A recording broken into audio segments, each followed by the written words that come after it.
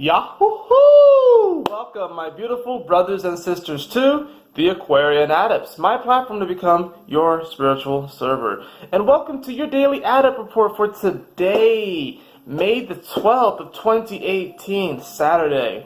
Let's dive into the cards and a little bit into the astrology to see what is in store for today. What is the story of the day?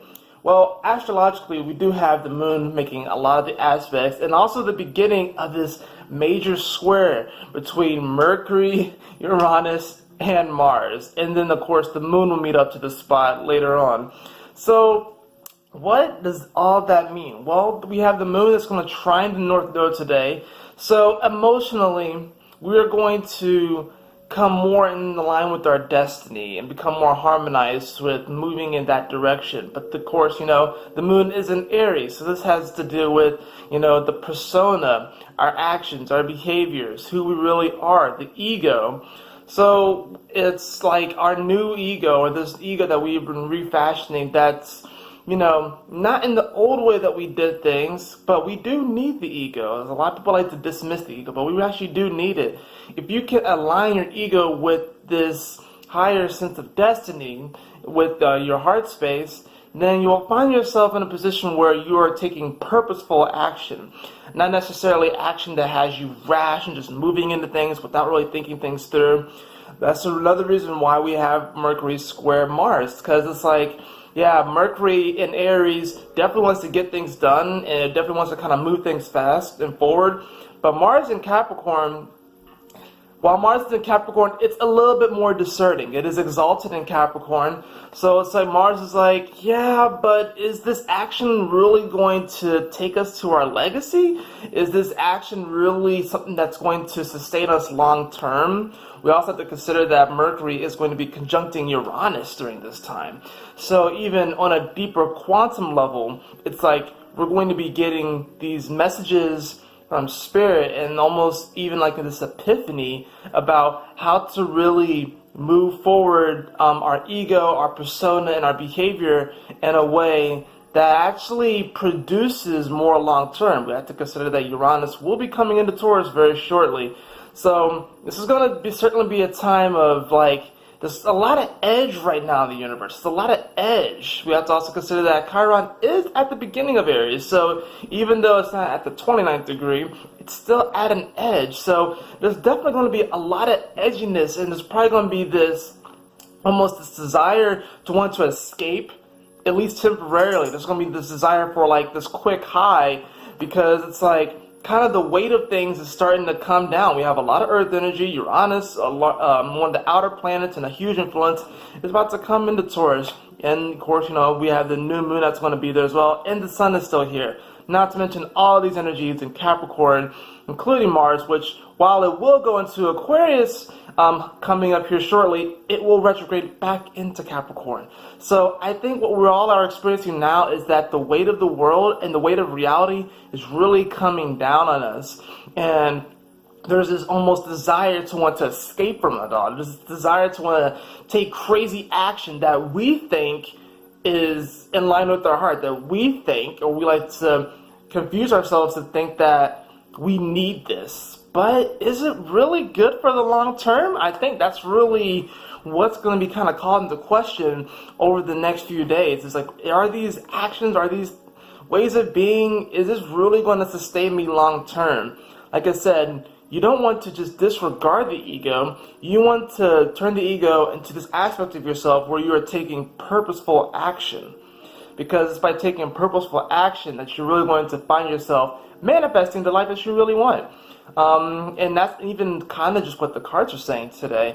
For the overall card, we actually have the Four of Swords in reverse. So this is certainly not really a time to rest. This is definitely a time to where it's like, if you really want to manifest a life, you have to get up and go do it. No one's going to do it for you. It's like, if you're going to write that book, you got to write that book. You got to start writing every day, or at least carve out time for yourself and for that manifestation. I think a lot of times, people, we want to, it's funny, I'm channeling this now. It's like, I had this old saying, it was one of my sayings, back in high school. It's like, if you think it and you believe it, you shall receive it.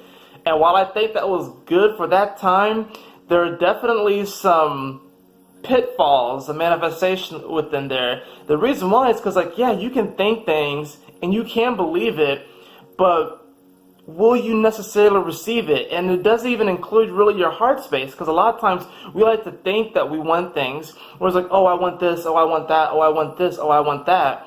And then it's like, we believe that we should have it, but then we don't take the actions to actually receive that thing. So today is really going to be a day of, like, there's definitely going to be some sense of contemplation, but it's not really a day to rest. So the exposition of the story today is that we actually have the Nine of Swords. And so we're almost kind of like waking up from this dream. It's like we're waking up, it's like, okay, so this is my reality. And now it's like, oh crap, can I actually make this happen? Oh crap, can I actually seize the opportunity of this present moment and actually live in my heart space? That's really what this is speaking to. It's like the Four of Swords reversed. It's like we're waking up, and then it's like, this is your reality. This is what's going on. It's almost like the Matrix. It's almost like today we're waking up out of the Matrix, and then we're like popped into our life again, and we're like, okay, so this is what's happening. So there's going to be a level of anxiety to the day, and maybe a little bit of stress, but it doesn't have to be that way, not at all, because like I said, we do have the moon, which is going to trine the North Node. So it's like, even if we feel this pressure to kind of move things forward, we really can allow ourselves to follow our heart space, and we can really allow ourselves to fall into our destiny, actually rise into our destiny. But there is going to be a little bit of tension there, because, you know, because also we have the moon, which is also going to square Saturn retrograde. So even more so, it's like there's this weight of like, okay, is this good for the long term? So we're going to be waking out of this dream, and then we're going to feel like this, almost this worry and this pressure. It's like, oh my goodness, can I actually do this? The exposition of the story is actually, we have the Queen of Cups in reverse. Now this isn't bad at all. This is just saying that we need to be a little bit more emotionally discerning and not really react so quickly to external stimuli and internal stimuli too, because this is also internal. A lot of times we can react emotionally to our thought patterns. So it's like, if you are thinking in a negative state, or if you keep yourself in that negative state, and if you're constantly thinking of, you know, anxious thoughts, and you allow these to rule your day, you're really going to find yourself in this emotional, like, tidal wave where you kind of being rocked back and forth, and you're not really going to know what to feel. You're going to even feel more like you want to escape. The Queen of Cups in reverse is saying here that, yes, things may seem a little heavy right now. There might be a lot of heavy energy and stressors, but this is a time where really you want to really just listen to your intuition. Take time to just pause.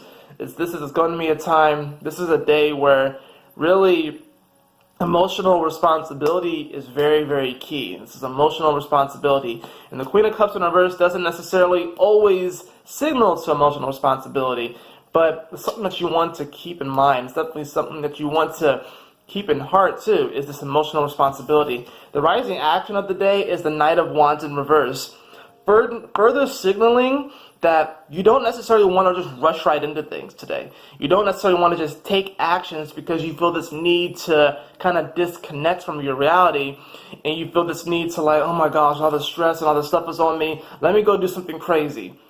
Is it really going to help you in the long term? The Knight of Wands in reverse is not rushing right into action. It's not rushing right into the battle. It's purposeful action. That's why I said earlier, this is like teaching our ego how to take purposeful action. And this is like the rising action of the day. The climax of the day is actually this energy of the Knight of Cups. So we have 3 court cards here. So since we have cups, this definitely can be a Cancer, a Scorpio, or a Pisces, and then the Knight of Wands could easily be an Aries, a Leo, or a Sag. I almost see it as you might be offered this opportunity to go do something with this fire sign, you know, the Aries, the Leo, or the Sag. Maybe they want to go out and party, and maybe they want to go out and do something, and you have to kind of discern, like, is this really good for my vibration? Is this really where I want to go right now?